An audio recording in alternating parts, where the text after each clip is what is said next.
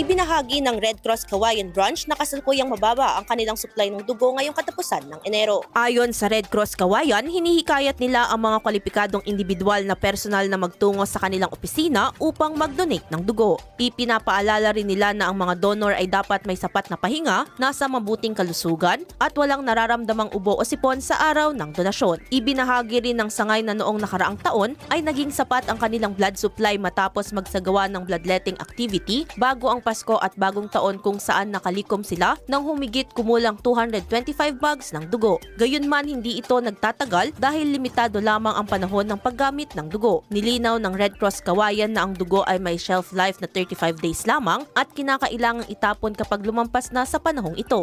Bukas ang kanilang opisina para sa mga nais mag-donate mula alas 8 ng umaga hanggang alas 3 ng hapon, Lunes hanggang Biyernes. Idol, parang bumibilis ba ang pagtanda?